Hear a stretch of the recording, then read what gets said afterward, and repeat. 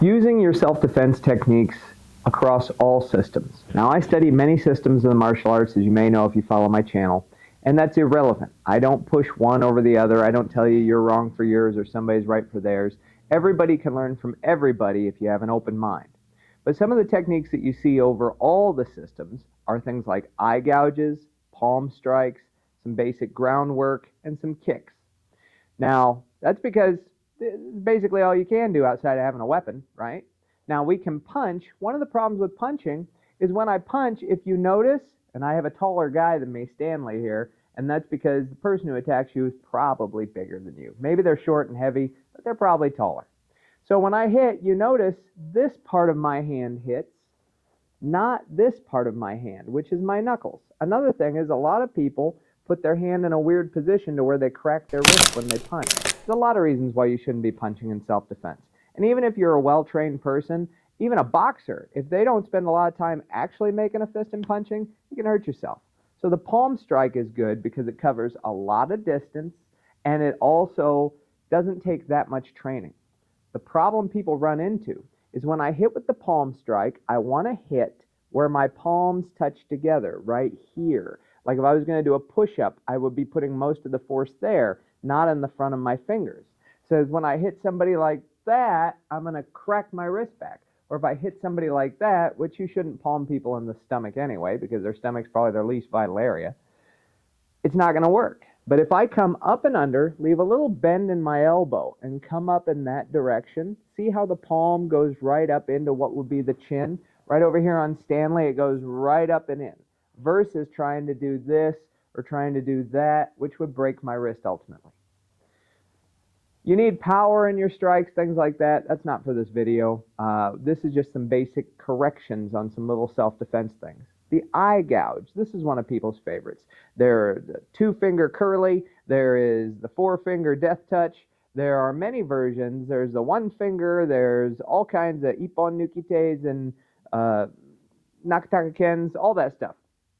However, I personally don't like playing Transformers with my hand. I don't think you have that much time in reality.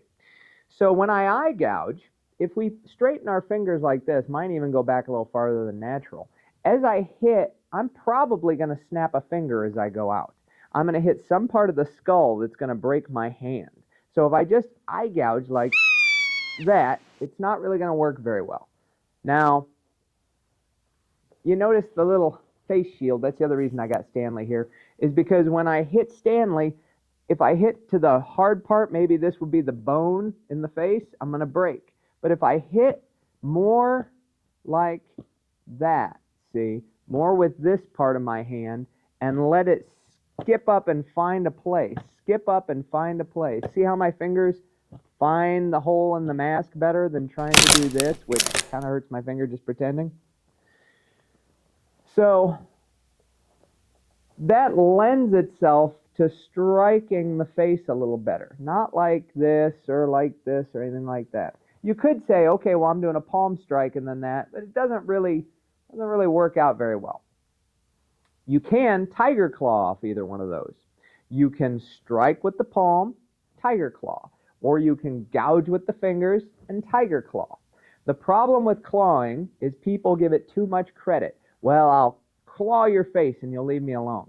No, typically when there's an adrenaline rush, you won't stop when somebody scratches you. Have you ever got like a cut or something and somebody goes, oh, look, you're bleeding. And you're like, oh, I'm bleeding. I didn't know. It's because when you are going, you don't think about it. So if you scratch somebody's face in the movies, they always go, ah! But in reality, most people aren't going to really notice until later. Okay? But eye gouges, raking across the face, kind of getting towards the eyes, kind of makes you do that when it happens. So don't depend on long fingernails to claw somebody to death. Probably not going to work out that way. But we can gouge the eyes, we can claw and rake the face. It's just be smart about that kind of thing. It's like biting. There's another one. People talk about biting. I'm not against biting. If somebody has their arm there or their leg there and it's life or death, you might as well. But you're going to have to A, bite hard enough to be a zombie, and B, I've had people in jiu-jitsu and such, they'll go, ah, and they'll go, well, what would you do if I did that?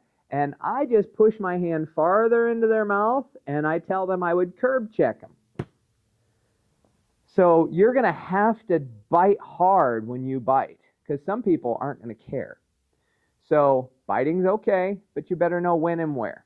Scratching's okay, but you better be scratching to something that's going to make an effect. Eye gouges are okay, but you better not be doing this thing right here. I know you see movies, Jackie Chan, Snake and Crane, things like that. Don't do that because you saw it in a movie. Don't do anything because you saw it in a movie. So, palm strikes up and under. Don't straighten your arm out and break your wrist.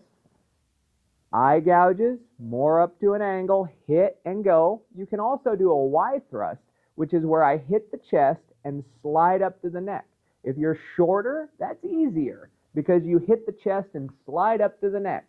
The reason why it says Y is so it can catch the neck, so you don't slip off trying to go and get them. That's going to at least cause a effect. None of these things are going to kill somebody right off the bat unless you're He-Man. So hitting somebody with this, scratching, clawing, kneeing, running, all that stuff is going to happen in a real self-defense situation. You can't just count on the one secret death touch.